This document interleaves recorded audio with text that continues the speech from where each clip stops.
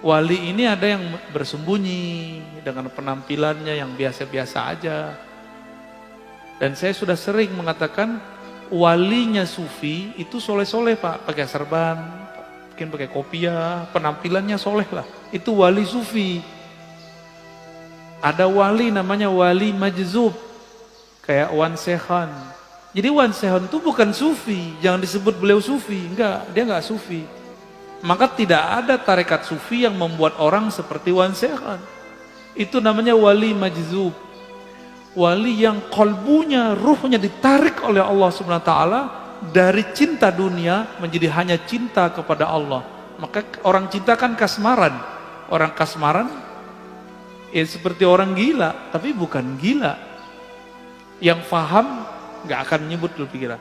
Dan harus diluruskan, Wan Sehan bukan sufi. Bukan wali sufi, tapi dia wali majzub. Jadi kalau ada orang menuduh, ini nih wali sufi ini gila, dia nggak ngerti sufi itu apa. Wali sufi itu kayak Abah Anom, Tajul Arifin, ya. Kayak Abah Sekumpul, kayak Mbah Asrori dan ayahnya Mbah Ishak. Mbah siapa lagi nih? Mbah Ahmad Sukanta di Banten. Nah, itu wali sufi namanya. Syekh Nawawi Al-Bantani itu wali sufi, rapih, nggak abrakan. Kalau wali majzub ya abrakan Pak, dan itu bukan sufi, tidak bisa ngangkat murid, cuma bisa ada orang khidmah kepada dia, dia dapat berkah, tapi itu bukan kurikulum tasawuf. Buka kitab ini nggak ketemu namanya wali majzub bisa dijadiin guru, nggak ada. Jadi seperti Wan Sehan itu tidaklah dapat bisa dijadikan mursyid. Beliau asik dengan mahabbahnya, nggak bisa. Gimana orang mau berguru kepadanya?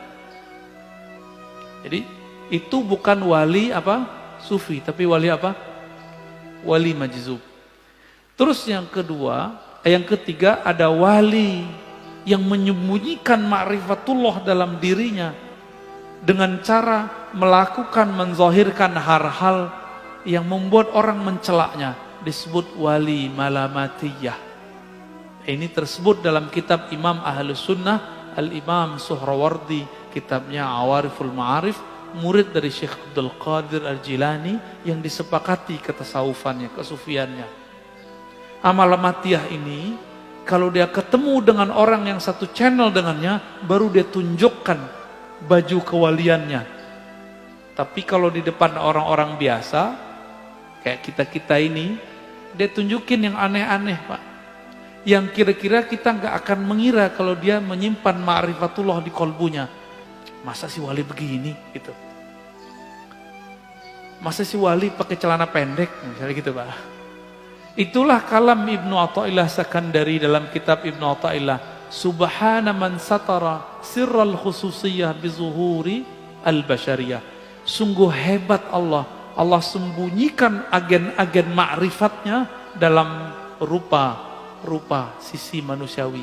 Kadang pedagang kelontong, mungkin dia seorang sopir angkot, sopir Grab, siapa tahu, wallahu alam. Bukan berpenampilan kayak kiai, kayak ustadz. Jadi kalau wali sufi mirip sama kiai. Kalau majzub ya suka-suka dia abrakan. Wali malamatiyah seperti kisah Nabi Musa dan Nabi Khidir. Nabi Khidir menunjukkan maksiat Pak di depan Nabi Musa, benar nggak?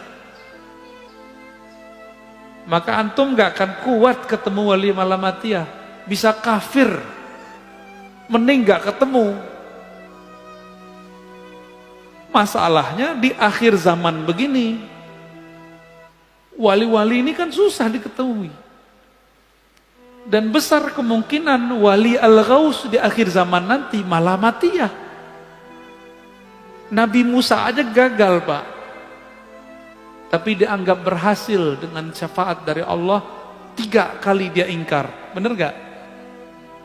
Nabi Musa bisa ingkar, loh kita siapa?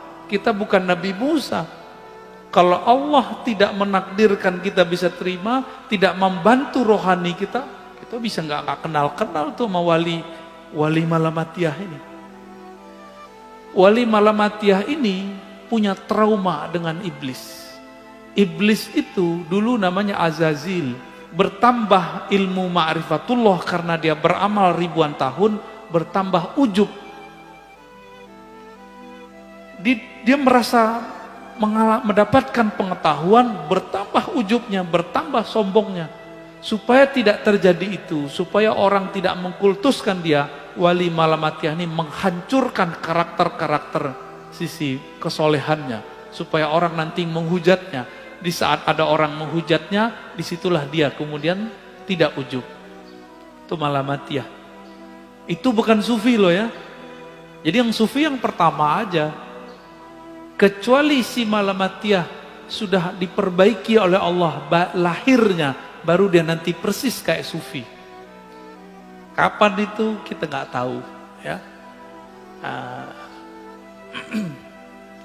Dan di akhir kata Imam Zarruq, definisi sufi ini tasawuf itu banyak. Tablugh nahwal alfain. Beda imam, beda pengalaman. Kira-kira ada sekitar 2000 definisi tasawuf. Namun semuanya berpulang kepada satu hal. As-sidqut tawajjuh ilallah. Kesungguhan, kejujuran, kebenaran bertawajuh menghadapkan diri kepada Allah. Jadi itulah awal dari doa iftitah, wajjahtu wajahiyah. Itulah tasawuf. Supaya mencapai wajjahtu bisa jutaan cara. Itulah namanya tarekat sufi. Jadi tarekat sufi itu bagaimana koneksi si hamba saat mengatakan wajjahtu wajahiyah. Tadi waktu baca doa iftitah nyambung nggak kepada Allah? Enggak kan? Karena belum punya torikotnya. Ya, belum punya sidqut tawajuh. Lisannya ngomong, kolbunya nggak ngikut. Yang disebut sidik, lisan mengatakan wajjahtu, kolbunya langsung berkiblat kepada Allah Subhanahu wa ta'ala. Berdasarkan itu, kata beliau, apapun kata orang tentang kezindikan tasawuf itu bersumber dari kebodohan mengenai hakikat tasawuf.